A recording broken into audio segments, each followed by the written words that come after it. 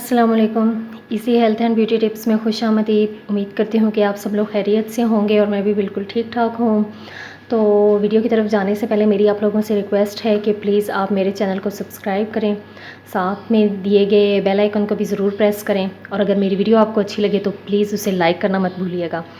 तो मैं आपको बताती हूँ कि आज जो मैं वीडियो बना रही हूँ वो किस चीज़ के लिए है। वो है गर्दन के लिए। जिन लोगों की गर्दन, फेस तो साफ़ होता है लेकिन उन लोगों की गर्दन जो है वो ब्लैक होती है या मतलब सही साफ़ नहीं होती, उस पर निशान भी होते हैं काले काले, तो उसके लिए है।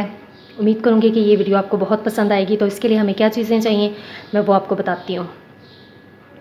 तो इसके लिए हमें क्या चाहिए, इसके लिए हमें चाहिए चावल का आटा चाहिए, 1 टीस्पून चाहिए हमें चावल का आटा, और 1 टीस्पून ही हमें चाहिए टमाटर का रस, ठीक है।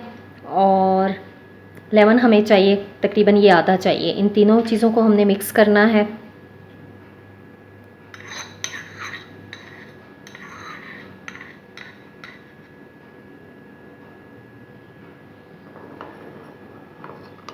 इसको अच्छे से आप मिक्स कर लें और इसके साथ जो है वो हमें लेमन चाहिए। हाफ़ है ये, आपने तकरीबन हाफ़ से थोड़ा कम निचोड़ लें, बेशक पूरा ना निचोड़ें। बस ये हमारा मकसद ये है कि ये अच्छा सा पेस्ट बन जाए। तो ये आपने लगा के मसाज कर लेना है अपने गर्दन पे, ठीक है। और तकरीबन आपने 10 से 15 मिनट इसे लगा रहने देना है और ये आपने डेली करना है। किसी दिन आप छोड़ दें तो चलें, वो कोई इतना मसला नहीं है, लेकिन कोशिश करें कि आप इसे डेली करें अगर आपको मतलूबा नताइज चाहिए तो। और आपने अपनी साफ़ गर्दन पे इसको लगाना है। और इसका बहुत मैं आपको बताऊंगी कि आपने क्या करना है कि साफ़ गर्दन पे लगा के इसका हल्के हल्के से मसाज करना है। और ये आपने तब तक लगाना है जब तक आपको मतलूबा नताइज नहीं मिल जाते, तब तक आपने इसको लगाते रहना है। और ये बहुत ही हेल्पफुल रहेगा आपकी गर्दन की स्याही दूर करने के लिए।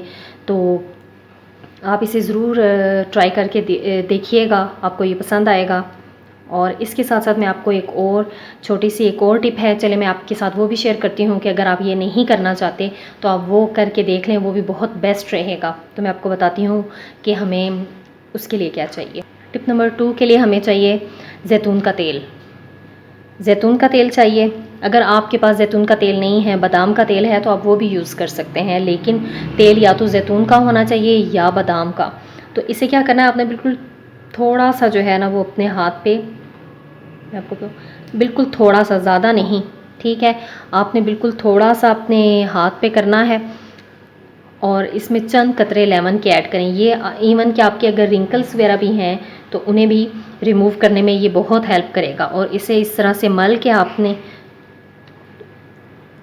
ये आप नहाने से पहले कर लीजिएगा, बहुत ज़बरदस्त रहेगा। ये भी तकरीबन 10 से 15 मिनट आपने लगाना है और इसके बाद आपने इसको छोड़ना है। बहुत बेहतरीन है ये, आपके गर्दन पे अगर रिंकल्स वगैरह भी हैं तो उसे भी रिमूव करने में आपकी हेल्प करेगा और इसके साथ साथ गर्दन की जो स्याही है उसे ख़त्म करने में भी आपकी मदद करेगा। और इसका आपने लगातार 5 मिनट मसाज ज़रूर करना है और फिर आपने छोड़ देना है। फिर तकरीबन आप 10 मिनट बाद आप नहा लें बेशक, तो बहुत बेस्ट रहेगा। ये भी बहुत जो है वो बेस्ट है गर्दन की स्याही और रिंकल्स दूर करने के लिए, और वो जो मैंने आपसे फ़र्स्ट शेयर किया है वो भी। तो उम्मीद करती हूँ कि मेरी ये वीडियो आपको पसंद आई होगी। अगर ये मेरी वीडियो अच्छी लगे तो प्लीज़ इसे लाइक ज़रूर कीजिएगा। अल्लाह हाफ़िज़।